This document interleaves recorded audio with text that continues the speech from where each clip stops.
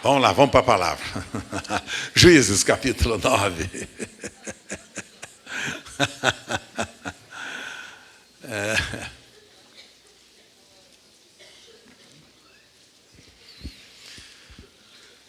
Eu gosto tanto de estar aqui, pessoal. E vocês? Eu gosto tanto de estar por aqui. Vocês notam que eu fico enrolando vocês, né? Vocês notam isso? Fico enrolando, fico falando com vocês, fico só para me aproximar. Me aproximar, né?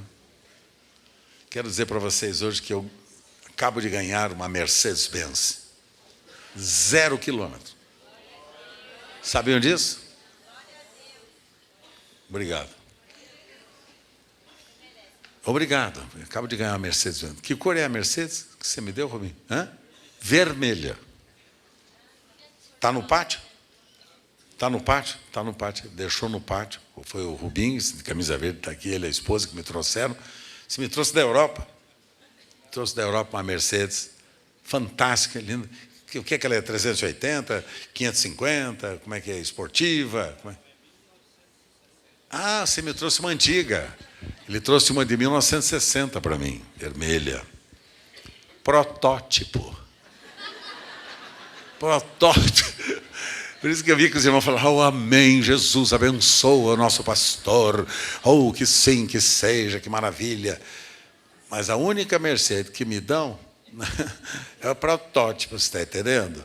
E eu fico grato a Deus pela tua lembrança. O Rubinho e a esposa estiveram na Europa há poucos dias atrás, e ele disse, pastor, eu trouxe uma lembrança para você, que o senhor gosta destas lembranças, e trouxe esse carrinho. Obrigado, viu, Rubinho? Tá, o senhor te devolva 1000 vezes mais. Você é muito querido, e eu estou grato a Deus pela sua atitude. Obrigado. Juízes capítulo 9, verso 1. Presta bem atenção, que eu vou ler até o verso 21 só, mas a leitura deste texto vai nos ajudar muito. Eu vou fazer uma breve colocação desses princípios que estão contidos aqui, então preste atenção nesta leitura. Espírito Santo, abençoa este rebanho, dá lucidez e clareza para os meus irmãos, e agora a capacidade deles discernirem a tua palavra pela leitura da tua palavra. Destaca, Senhor, as verdades que estão contidas nesse texto e edifica-nos a nós. Em nome de Jesus. Amém. Abimeleque, filho de Jerubaal, foi-se a Siquém, aos irmãos de sua mãe, e falou-lhes e a toda a geração da casa do pai da sua mãe, dizendo, falai, peço-vos, aos ouvidos de todos os cidadãos de Siquém, que vos parece melhor que 70 homens, todos filhos de Jerubaal, dominem sobre vós, ou que apenas um domine sobre vós? Lembrai-vos também de que sou osso vosso e carne vossa. Então, os irmãos da sua mãe falaram a respeito dele a todos os cidadãos de Siquém todas aquelas palavras. E o coração deles se inclinou a seguir Abimeleque, porque disseram, ele é nosso irmão. E deram-lhe 70 peças de prata da casa de Baal-berite, com as quais alugou Abimeleque uns homens levianos e atrevidos que o seguiram. Foi à casa de seu pai, a Ofra, e matou a seus irmãos. Bonzinho, né? E matou os seus irmãos, os filhos de Jerubaal. 70 homens foram mortos sobre uma pedra. Porém, Jotão, filho menor de Jerubaal, ficou, porque se escondera. Então se ajuntaram todos os cidadãos de Siquém e toda Bet-Milo, e foram e proclamaram a Abimeleque rei, junto ao carvalho memorial que está perto de Siquém. Avisado disto, Jotão foi e se pôs no cume do monte Gerizim, e em alta voz clamou e disse-lhes, ouvi-me, cidadãos de Siquém, e Deus vos ouvirá a vós outros. Ou, em outras palavras, ouvi-me, cidadãos de São Paulo, e Deus vos ouvirá a vós outros. Foram certa vez as árvores a ungir para si um rei, e disseram as árvores à oliveira: Oliveira, reina sobre nós. Porém, a oliveira lhes respondeu: Deixaria eu o meu óleo, que Deus e os homens em mim prezam, e iria pairar sobre as árvores? Então disseram as árvores à figueira: Vem tu, então, e reina sobre nós. Porém, a figueira lhes respondeu: Deixaria eu a minha doçura, o meu bom fruto, e iria pairar sobre as árvores? Então disseram as árvores à videira: Vem tu, ó videira, e reina sobre nós. Porém a videira lhes respondeu: Deixaria eu o meu vinho, que agrada a Deus e aos homens, e iria pairar sobre as árvores? Então todas as árvores disseram ao espinheiro: Vem tu, espinheiro, e reina sobre nós. Respondeu o espinheiro às árvores: Se deveras me ungis rei sobre vós, vinde e refugiai debaixo da minha sombra. Espinheiro da sombra? Ah, tá. Mas se não, saia fogo do espinheiro que consuma os cedros do Líbano. Ou fica debaixo da minha sombra, ou saia fogo para consumir vocês, para matar vocês. Ou vocês me escolhem como governante de vocês, ou então que saia fogo para matar vocês.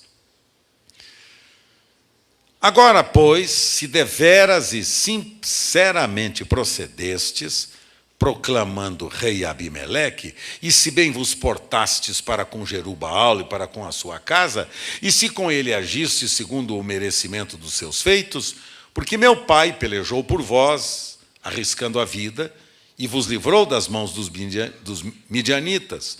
Porém vós hoje vos levantastes contra a casa de meu pai, e mataste a seus filhos, mataste 70 homens sobre uma pedra, e a Abimeleque, filho da sua serva, fizestes reinar sobre os cidadãos de Siquém, porque ele é vosso irmão somente, só por isto, não tem nenhuma qualificação. Pois, se deveras e sinceramente procedestes com Jerubaal e com a sua casa hoje, alegrai-vos com Abimeleque, e também ele se alegre convosco. Mas se não, saia fogo de Abimeleque e consuma os cidadãos de Siquém e a Bet-Milo, e saia fogo dos cidadãos de Siquém e de Bet-Milo, que consuma a Abimeleque. Fugiu logo Jotão, foi-se para Beer, e ali habitou por temer a seu irmão Abimeleque. Espírito Santo, tu és fiel e podes nos ajudar a entender esta leitura da tua palavra. Fala conosco, fala com este rebanho, ordena a tua bênção sobre nós, sobre este dia importante na história da nossa nação, e livra-nos, Senhor, dos espinheiros, em nome de Jesus. Amém? Este texto nos convida, meus irmãos, a uma reflexão que nós precisamos fazer, é necessária, muito, ainda mais no dia de hoje. Qual o nosso papel como cristãos na sociedade em que nós vivemos e no momento de decisão política que nós estamos fazendo neste dia? Qual o nosso papel? Qual a nossa função como cristãos? Porque é importante você entender que, acima de qualquer coisa, você é um cristão, cidadão do reino de Deus. Você leva, não só na sua mente e no seu coração, mas na sua vida, a responsabilidade de continuar o ministério de Jesus nesta geração. Porque sermos cristãos significa que nós somos os continuadores do ministério de Jesus. Vocês estão muito bem lembrados que eu venho lhes falando e salientando nestas últimas reuniões a respeito da diferença entre cristianismo e religião. Cristianismo é a relação do homem com Deus. Religião é a tentativa, né, do homem de relacionar-se com o seu Criador através da obediência de formas, rituais, dogmas, leis, preceitos, para tentar agradar a Deus. Religião fala de obrigação de cumprir as exigências determinadas pela sua religião. Cristianismo não é religião. Cristianismo é a expressão da vida de Cristo através de cada um de nós. Infelizmente, cristianismo virou símbolo de religião. Este foi o grande demérito que um senhor, querendo agradar a sua mãe, um senhor que era um grande imperador nos seus dias, querendo dar para sua mãe alguns presentes, Constantino, imperador de Roma, foi ele que exatamente quis fazer para agradar a sua mãe, que estava frequentando naturalmente as reuniões cristãs, onde morava, onde estava, e ele, querendo agradar, resolveu fazer do cristianismo a religião do Estado. Então trouxe toda a somatória de ritual, de simbologia pagã para dentro do cristianismo, que ele estabeleceu como religião de Estado. E então daí surgiram todas estas desgraças que nós temos aí. Qual foi a igreja que Jesus fundou? Católica? Protestante? Evangélica? Pentecostal? Qual foi a igreja que Jesus fundou? Jesus não veio para fundar a igreja. Jesus não veio para fundar a igreja. A igreja de Jesus, sabe onde começou? Começou fora das muralhas da cidade de Jerusalém. Foi lá que começou. Os cristãos, ali em Atos dos Apóstolos, que vê ali Atos 1, 2, 3, 4, os cristãos que reuniam-se em Jerusalém, reuniam-se exatamente fora das muralhas da cidade, porque dentro da cidade não podia reunião. Dentro do templo não podia ter nenhuma reunião.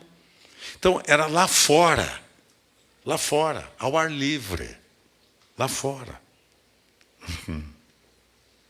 Esse era o cristianismo, em que as pessoas se conheciam, se amavam, serviam, cuidavam umas das outras, amavam de tal forma um ao outro que o que tinha mais repartia com o que tinha menos. Esse era o cristianismo entre eles. É o cristianismo que serve, que abençoa, que alcança o seu semelhante. Então, não foi dentro de quatro paredes, não, senhores. Não foi dentro, era fora, sem paredes. Porque Jesus não veio para organizar nenhuma denominação religiosa. Ele veio para buscar e salvar todo aquele que se havia perdido. E ele veio para transformar os cidadãos que haveriam de experimentar a sua graça perdoadora e regeneradora em filhos de Deus que completassem o seu ministério onde quer que eles estivessem. Portanto, a igreja, se começou em algum lugar, no livro de Atos dos Apóstolos, começou nas casas das pessoas. Era nas casas. É lá que os grupos se reuniam. Portanto, hoje nós temos uma tentativa, né, de tentar voltar a esse padrão do princípio. Quando a igreja é a sua casa, a igreja é a sua família. Esta é a igreja de Jesus. Porque esse negócio de cristianismo no prédio gerou esse tipo de hipocrisia que todos nós conhecemos. Aqui todo mundo é maravilhoso, santo, piedoso. Em casa é um capeta inveterado. Aqui é um marido lindo, fantástico, generoso. Em casa, egoísta, violento, safado. Entendeu? Foi o que Jesus condenou na vida de quem? Dos judeus. Disse para eles, vocês são sepulcros caiados. Vocês fazem os jejuns, vocês fazem os rituais de oração ao ar livre, e, no entanto, vocês são como víboras. Raça de víboras, raça de cobras, venenosas, víboras venenosas. Por fora, bela viola. Por dentro, pão bolorento, sepulcros caiados, disse Jesus. O que Jesus condenou foi a hipocrisia dos religiosos. Vocês notaram isso? Hipocrisia dos religiosos, que reuniam-se para fazer as suas orações, a fim de que todos soubessem como eles eram fantásticos e maravilhosos. E quando eles saíam e voltavam, eles se tornavam sectários, promoviam divisões, eram os mais espirituais. Tivemos, o Rubinho esteve comigo também, né, com a esposa, estiveram juntos conosco, e alguns de vocês, lá em Jerusalém, e lá em Israel, e nós vimos a religião judaica, na sua tradição, o que ela se tornou, sectária, fechada, absoluta. E os judeus ortodoxos não se relacionam com os judeus comuns. São mais espirituais do que os outros. Eles, os judeus ortodoxos, aqueles que usam barba, aquele trancinha, aquela coisa toda, né? Eles não se relacionam com nenhum de nós, sabia? Hein?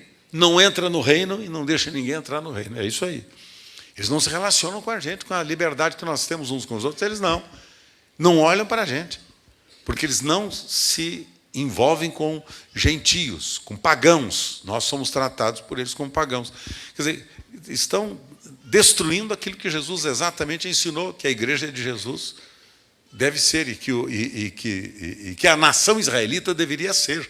Nação abençoadora. Lembra-se que a promessa para Abraão, em ti serão benditas todas as famílias da terra. Quer dizer, eles foram criados por Deus, chamados por Deus, para abençoarem as nações.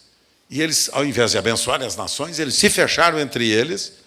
Se fecharam entre eles, o resultado é que as nações têm perdido tantas oportunidades de serem abençoadas, porque eles não olham para as demais nações como gente merecedora de respeito, de consideração, né, de amor.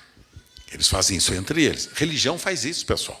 Foi por isso que Jesus foi crucificado, porque ele condenou toda essa hipocrisia. Toda essa hipocrisia Jesus condenou. Vocês são hipócritas, né? Vocês são capazes de dar a volta no mundo inteiro para fazer um discípulo, um prosélito. Depois de alcançarem uma pessoa, de ter dado a volta toda, alcançarem ter feito um prosélito, um seguidor do judaísmo, vocês o tornam 2 vezes filho do diabo. Por quê? Primeiro, porque eles não se convertem. Segundo, porque eles se tornam iguaizinhos os hipócritas que os levaram. Então, Jesus não veio para organizar religião nenhuma, igreja nenhuma. Igreja nenhuma. Por que nós estamos aqui neste prédio reunidos? Porque aqui é apenas a nossa sala de reuniões. Sala de reuniões coletiva. Aqui todas as nossas células devem aprender a se reunir uma vez por semana para a nossa celebração. Aqui todos os nossos grupos, os nossos GCs, devem se reunir aos domingos, tanto agora pela manhã, quanto à tarde, ou mesmo à noite. Devem se reunir para nós celebrarmos juntos. É o nosso ponto de encontro. É como eu convidar vocês para almoçarem na minha casa. Venham à minha casa, hoje vamos almoçar juntos, vamos celebrar, né, este dia, vamos juntos estar aqui. Esta reunião é uma reunião de celebração. Os domingos deveria ser dia de celebração, dia de festa. E eu posso rever os irmãos, posso saber como estão. Agora, qual é o dia do cuidado com os irmãos? É o dia em que vocês se reúnem nas casas. Estão entendendo a visão? Nas casas. Lá nas casas é que um cuida do outro, um ama o outro, um serve o outro, um conhece o outro. Como é que eu posso ajudar vocês? Hoje o Wagner teve uma atitude brilhante aqui, linda. Fazia tempo que eu não via isso.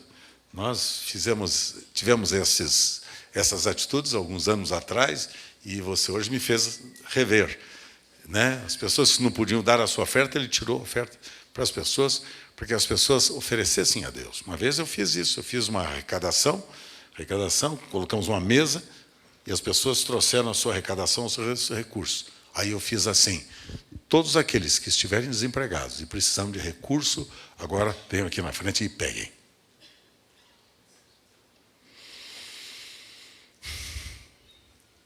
Ai, pastor, e aí? Com muito tempo, que caiu um temor entre nós. Eu não fiz isso muitas vezes, não. Talvez umas 3 vezes em toda a minha vida pastoral de 50 anos. Fiz umas 3 vezes isso só. E o Espírito Santo não é para a gente criar agora o dia da entregar para distribuir. Que é isso? É loucura, é bobagem, é falta de prudência e de senso de responsabilidade que nós devemos ter com o dinheiro de Deus. Mas o Espírito Santo estava querendo criar entre nós aquilo que hoje, pela graça de Deus, vocês viram aqui.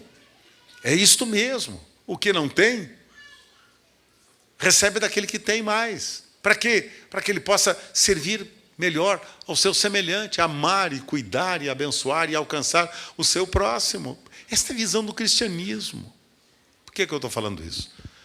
Porque sabe de uma coisa, pessoal? O grande problema nosso é exatamente este. Nós, cristãos, não sabemos qual é o nosso papel na nossa sociedade. A gente pensa que o nosso papel é ser membro de um grupo religioso para frequentar as reuniões religiosas, para pagar o dízimo, para participar dos desafios, para frequentar as reuniões e ponto final. Não é para isso, filho. Não é não, filho. Não, filho. Nós existimos para abençoar esta terra. Nós somos sal da terra e somos luz do mundo. O cristianismo não começa aqui agora, começa quando você sair daqui, quando você atravessar a rua. Lá você vai encontrar a verdadeira razão da nossa existência. O ser humano sofrido, carente, com crises, com dores.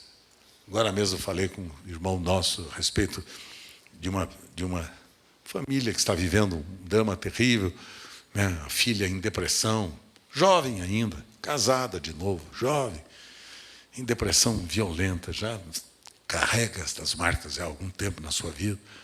Está grávida, agora precisa não pode tomar os medicamentos para a depressão e outros mais, para manter a sua saúde equilibrada, e ela chegou a ponto de pensar em suicídio.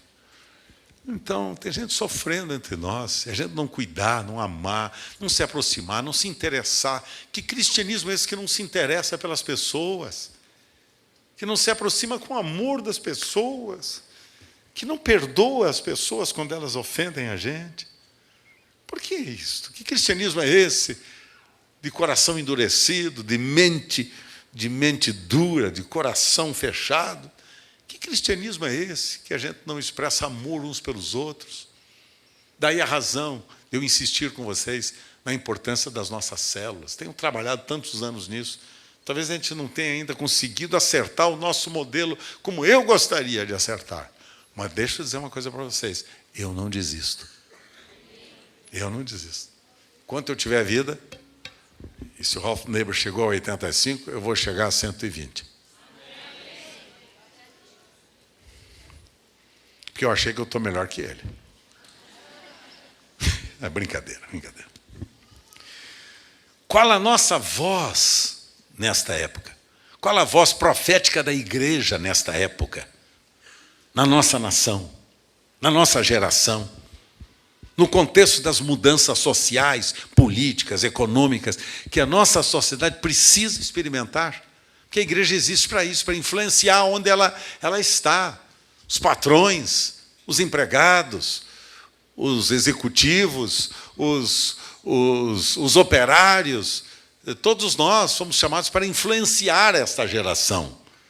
Porque cristianismo é Cristo em vós, esperança da glória. Quem é Jesus para você? Quem é Jesus para você? Então, filho, será que a gente diz uma coisa e vive outra? Pare para pensar. Ailton. Me dá um temor no coração, Ailton, quando eu penso nisso. Quando você fala que Cristo é sua vida, o que é que seu marido acha? Ele concorda? Quando você acha que Cristo é sua vida, o que é a sua esposa diz de você? O que seu filho diz de você? O que seus pais dizem de você? O que os seus inimigos dizem de você? O que os seus amigos dizem de você? Quando se diz Cristo é a minha vida. Seus vizinhos sabem disso? Sérgio Malandro ficou sabendo que eu e Osmar tínhamos não um discurso, tínhamos uma experiência. E no final da nossa viagem ele disse: isto que vocês estão falando é um milagre. Não dá para... Eu acho que eu não consigo, ele falou. A gente disse: milagre? É verdade, é. E este milagre foi oferecido a cada um daquele que desejar experimentá-lo. É milagre. Você vai dizer, é força humana? Não dá. Você consegue ser santo? Humanamente falando, você consegue ser santo? Não dá. É Cristo em nós que nos faz santos. Você consegue ser honesto sem Cristo? Consegue? Eu não consigo. Cristo, minha vida. Repita bem alto para você. Cristo. Repita. Novamente. Diga para a pessoa do seu lado. Cristo, minha vida. Vamos falar isso, pessoal. Sabe que quando a gente fala, as palavras são como como a forma que nós estamos colocando, construindo para Deus. Construímos a forma pela palavra, né? Que a nossa palavra, ela produz vida. Então a gente declara a palavra, vai repetindo a palavra, construindo a forma, e então aí cumpre-se Romanos 5:5, porque o amor de Deus é derramado no nosso coração pelo Espírito Santo que Deus nos tem dado. Amém? O Espírito Santo é derramado. Agora sim, eu falo, crendo, Deus faz a parte dele, derrama do seu Espírito Santo para formar em mim Cristo. Formar em mim? Você gostaria de ser mais parecido com Jesus? Fala para mim. Quantos de vocês gostariam de ser mais parecido com Jesus? Qual é o seu maior ídolo na sua vida? Jesus. Qual é o seu melhor modelo nesta vida? A gente não tem vontade de ficar cada vez mais parecido com ele? Eu tenho, e você? Tá. Nós não somos um partido político e não queremos ser. Mas nós queremos servir e abençoar a nossa pátria em todas as dimensões e carências da nossa nação. Por que meu filho está na vida pública? Porque a minha nora, Patrícia, estão na vida pública para abençoar as pessoas, através dos projetos que Deus tem dado para eles. Hoje, mulheres grávidas que não tinham condição de pagar um pré-natal, o seu parto, a lei da mãe paulistana, hoje cuida deste assunto. Uma lei que nasceu no coração do meu filho, Carlos Alberto, quando ele é médico ainda, exercendo a sua função no Hospital de São Paulo, foi testemunha do falecimento de uma criança linda, cuja mãe não tivera recursos para pagar o pré-natal. E o meu filho, chorando, voltou para o lugar da sala onde ele estava e disse: meu Deus, se algum dia eu tiver alguma capacidade, eu vou fazer de tudo para cuidar de pessoas como esta. E Deus lhe colocou como vereador em São Paulo, e foi aí que nasceu a mãe paulistana. Estava agora em Santarém. Em Santarém, um grupo de pessoas me procurou e me disse: Carlos Alberto, seu filho abençoou muito minha família.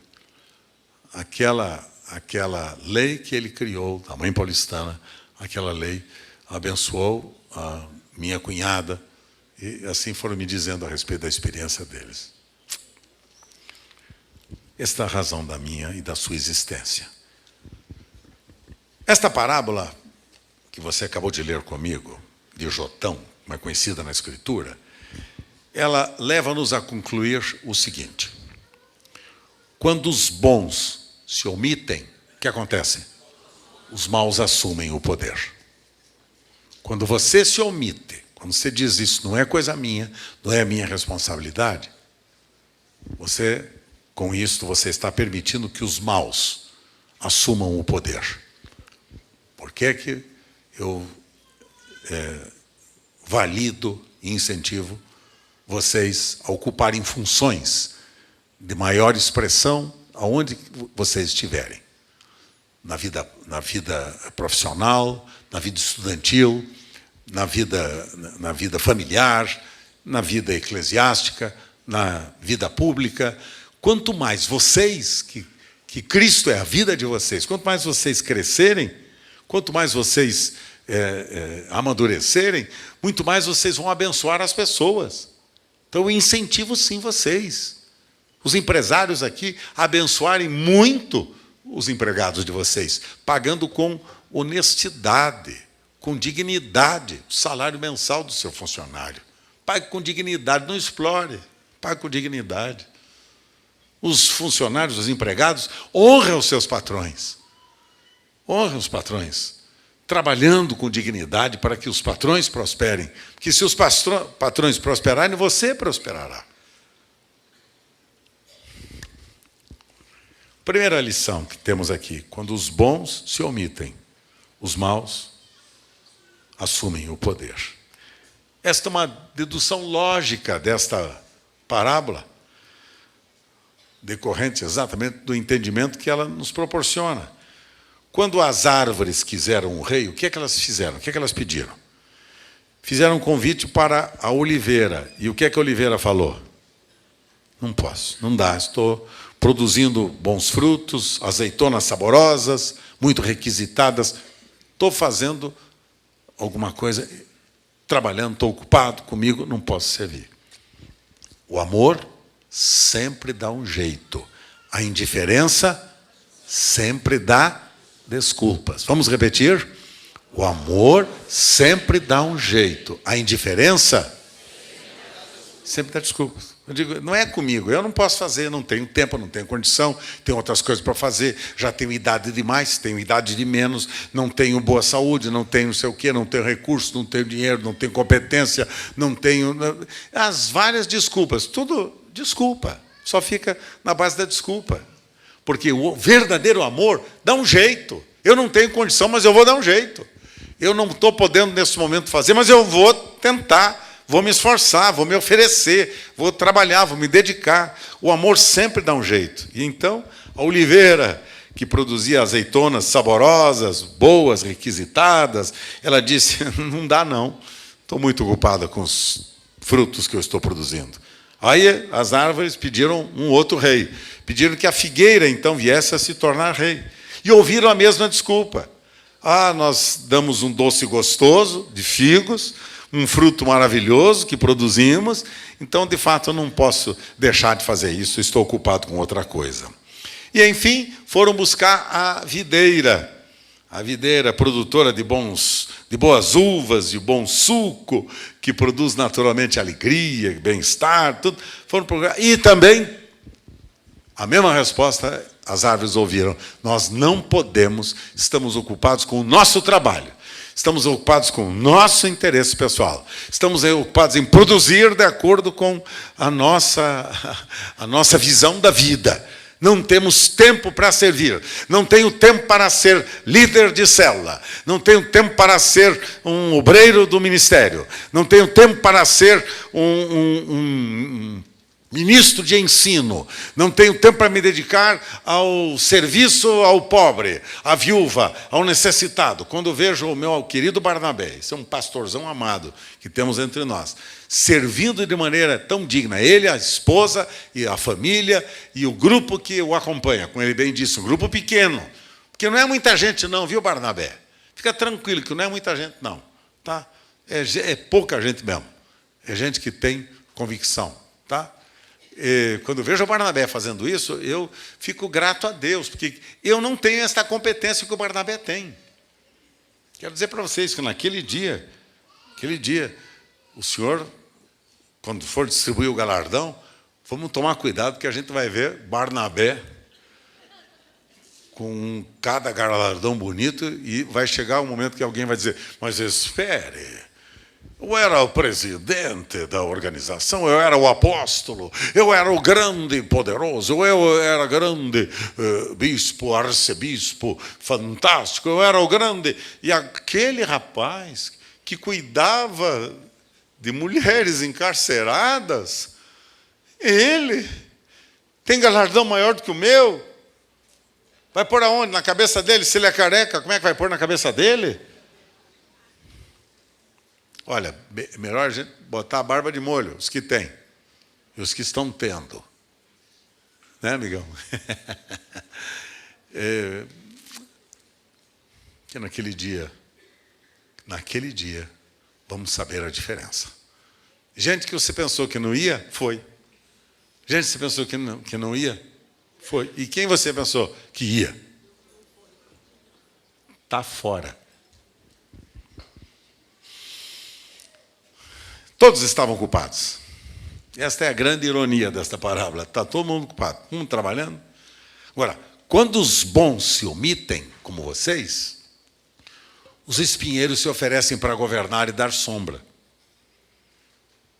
As pessoas que não são, que não têm coração, têm habilidade, têm inteligência, têm perspicácia, é gente hábil, é gente que sabe como manobrar as coisas. A gente sabe como se apresentar. Eu sou pastor há 50 anos. Já tenho visto tanta gente subir e descer. Subir e descer. Com a mesma rapidez que sobe, cai. Deus está declarando que se nós não levarmos a sério esta verdade, sempre as pessoas sem valores, sem princípios, é que vão governar sobre nós. Ouça bem. Pessoas sem valores e princípios. Hoje em dia, há um grupo que governa esta nação que está destruindo a vida da família. Vida da família. Nunca se falou tanto em destruição da instituição sagrada criada por Deus. Marido, mulher e filhos. Nunca se falou tanto. As distorções sempre existiram em toda a história. As distorções. Biológicas não, porque não dá. Biológica a não ser que faça cirurgia. Mesmo assim, não resolve o problema. As distorções sempre existiram na história, queridos. Mas o problema é que a gente não pode generalizar aquilo que se tornou exceção. E a nossa nação está assumindo uma visão, estou mencionando um fato só, assumindo uma visão distorcida do cristianismo. Distorcida completamente do cristianismo. E a igreja está onde? Em dois patamares. Ou se levanta para acusar, critica, acusa, rejeita, ou se cala. Não dá alternativa. Por isso esses grupos que têm se levantado, grupos extremistas que têm se levantado, para defender o seu ponto de vista. Porque a igreja ou é uma igreja crítica, acusadora, ou então é uma igreja omissa, fica caladinho, não diz nada. Uma tristeza é isto, pessoal. Tristeza é isso. Dizer o quê? Dizer que Deus ama as pessoas, que Deus quer alcançar as pessoas, que Deus quer habitar nestas pessoas e fazê-las dignas da sua identidade pessoal. Amar e servir, aproximar, conscientizar, ajudar, acusar nunca. Nós não somos o filho do diabo. O diabo é que é um acusador dos nossos irmãos.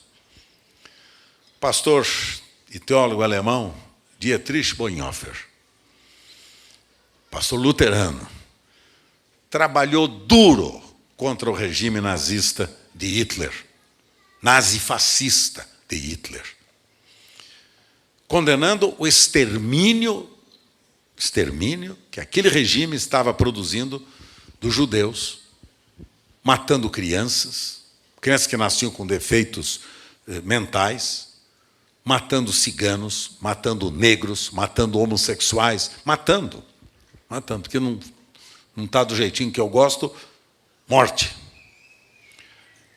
Dietrich Bonhoeffer alertou a igreja dos seus dias para o perigo que sutilmente se infiltrava na sociedade alemã. Alertou, se levantou e falou. Sabe o que os cristãos da sua época fizeram? Se calaram. Os cristãos evangélicos se calaram. Nenhum abriu a boca para apoiar Bonhoeffer, porque dava muito trabalho, vai se incompatibilizar com os outros, vai criar caso com os patrões, com os empregados, com os vizinhos, qualquer coisa assim. E o resultado qual foi? Eles escolheram de forma mais dolorosa possível o seu silêncio. Se calaram.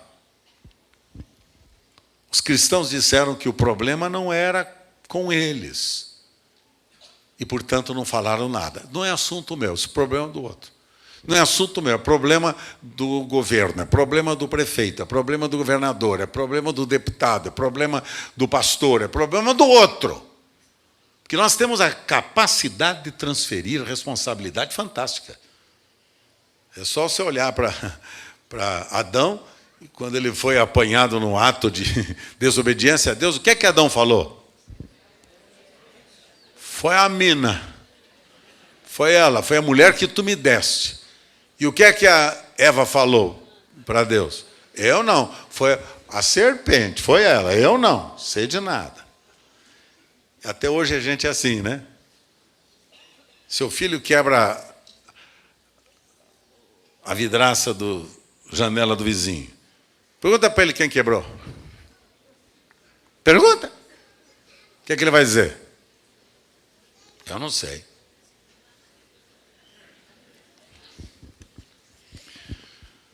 Transferir responsabilidade. Não era o problema com eles e se calaram. Depois o problema era com eles e não puderam falar mais nada. Ele foi morto na cadeia pelos nazistas para não falar mais nada.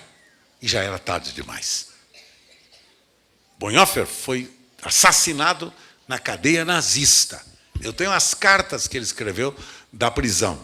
É um livro, aliás, dele, é um livro, As Cartas da Prisão, de Dietrich Bonhoeffer, que eu li com lágrimas. Um homem que foi calado, não falou mais, sabe por quê? Porque os cristãos da sua época, da sua geração, resolveram dizer, não é assunto meu. Eu não tenho nada a ver com isso, estou cuidando de outro assunto. Então, quando vejo, com todo respeito, meu filho, quando vejo você sofrendo na Assembleia, na vida pública, as pressões, lutas, dificuldades, ingratidões, traições, aí fora, meu filho, eu e sua mãe oramos por você. Abençoamos você, meu filho. Porque pai gosta de ver o filho sofrendo?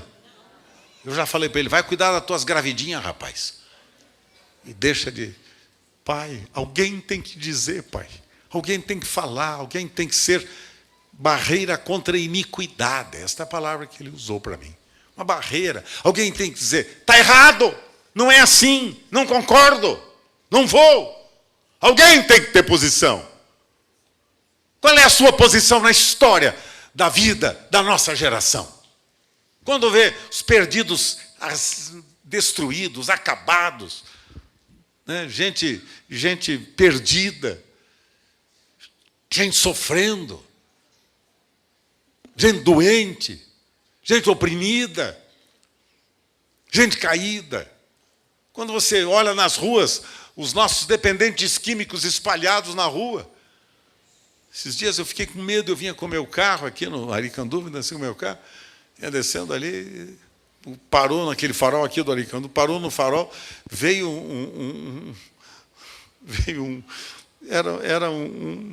não era um ser humano, era uma coisa, veio lá todo sujo, né? Todo magro, os cabelos todos desengonçados. Bateu no vidro do meu carro. Falei, vou ser assaltado. Porque a gente já vive assim o tempo todo em São Paulo, né? Vou ser assaltado, está vendo? Né? Aí ele bateu no meu vidro e falava para mim, me dá um dinheiro, me ajude, me dá um dinheiro. Abri o farol, eu não tinha condição de dar dinheiro, porque também é um perigo, né? Pegar carteira para dar um dinheiro, não tinha. E eu falei, aí saí ali emocionado.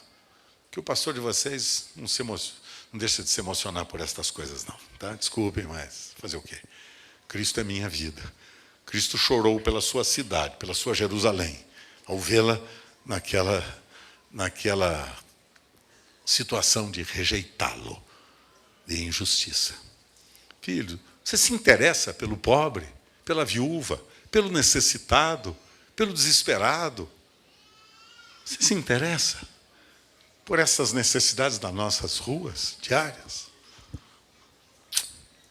Aí está Jotão condenando aquele que havia trazido exatamente esse tipo de desgraça. Abimeleque resolveu assassinar, como vocês viram aqui, seus próprios irmãos. Mas Jotão ficou para dizer, não, senhores, isto que foi feito não é correto. Isto que foi feito é injusto. Alguém para dizer, não é assim. Alguém para dizer, não vai continuar assim.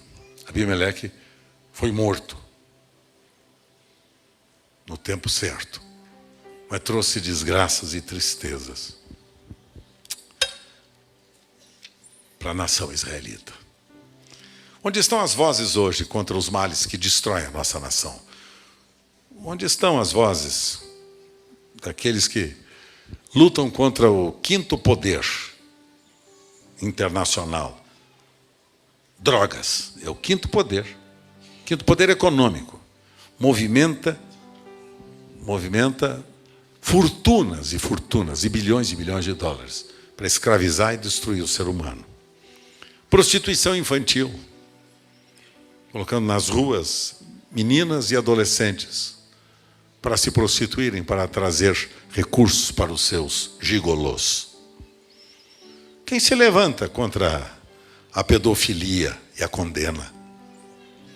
Quem se levanta contra a violência familiar, quando os homens estão violentamente espancando seus cônjuges? Quem se levanta? Quando eu vi aquele assassino em série, serial killer, que matou 39 pessoas. Se conheceu a história dele ou não? Ouviu a história dele? Ele foi estuprado quando ele tinha 13 anos de idade, durante um ano, por um vizinho que convivia com ele. Então ele se tornou um homem amargurado, violento. Ele escolhia para matar qualquer pessoa que aparecesse. Ou se tivesse aparecido na frente dele, teria sido você. Ele matava pelo gosto de matar. Ele diz que ele mata porque ele gosta de matar. Sente prazer ao matar.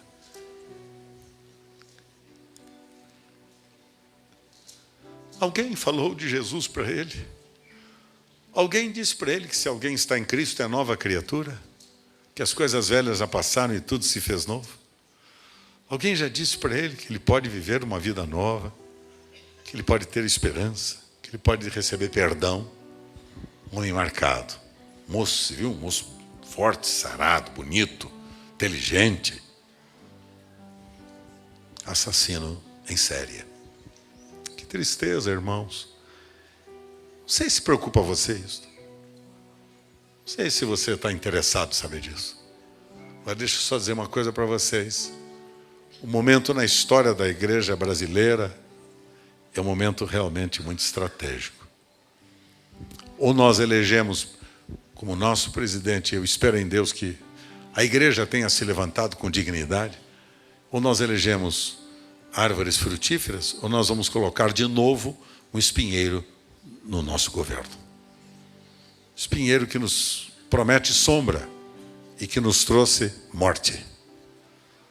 Nos trouxe morte. Minha grande tristeza é ver como a igreja se portou nesses dias nas eleições. O que será o futuro da nossa nação? Qual é a esperança dos meus netos? Cai nas mãos de levianos e atrevidos? Você está dizendo, não é problema meu. Exatamente isto. Esta é a mentalidade do reino das trevas. Esta é a mentalidade dos indiferentes. Sabe de uma coisa? O amor diz, é comigo. Eu vou ajudar a resolver. Minha mão no bolso, vou repartir com o pobre, com a viúva, com o necessitado. Vou cuidar dos aflitos e desesperados. Vou repartir. Os indiferentes dizem, que se dane. Lá em casa está tudo muito bem. Estou de pandulho cheio. Estou bem empregado, está tudo em ordem comigo, eu não quero saber. Que Deus nos perdoe. Que Deus perdoe a igreja dele nesta nação. E que Deus perdoe aquele grupo que se diz evangélico, que apoia o aborto, que ensina o aborto. Sabe por quê? Porque quer ocupar funções importantes na estrutura de liderança da nossa nação. Aquele grupo que para mim é um grupo leviano e atrevido. Grupo leviano e atrevido. Você sabe do que eu estou dizendo? Sim ou não? Ah, bom, ainda bem. Eu não estou falando para um auditório imbecil. Estou falando para um auditório que é inteligente. Está contextualizado com a sua época. Que o Senhor nos ajude. Eu já dei, portanto, o meu voto, eu sei o que é que eu estou fazendo. E já falei. Isso que eu falei aqui com vocês, falei lá em Santarém, falo em qualquer lugar do mundo. Porque 71 anos, 50 de ministério, não tem nada para perder. E depois não é só isso, né? 50 anos de ministério com uma vida ilibada. Ninguém com um sequer. Uma sequer acusação contra a minha vida. Porque o Senhor é importante? Não, não sou importante. Cristo é minha vida. Se até aqui eu cheguei nessa posição, é porque Cristo me sustentou. Porque da minha parte, tive tantas oportunidades para andar nos mesmos caminhos dessa gente. Entendeu? Cristo é minha vida. Querido, é com você. Agora é com você. Ou a gente continua do jeito que está vivendo, ou Deus vai fazer uma mudança entre nós. Espero que o seu voto nesse dia faça a diferença. Espero que a sua influência nos votos desse dia faça a diferença. Não estou dizendo que nós vamos, talvez, eleger alguém que fantasticamente muito... Não é nada disso. São seres humanos iguais. Iguais. Que precisam, naturalmente, de oportunidades para tentar corrigir as distorções que nós estamos vendo na nossa nação, com a nossa participação. Que se nós, como igreja, não participarmos agora, nós vamos fazer o que aconteceu na Alemanha. Dietrich falou. Os alemães acharam que não eram com eles. Depois era com eles e eles não podiam mais falar. Que Deus nos ajude. Fiquemos em pé.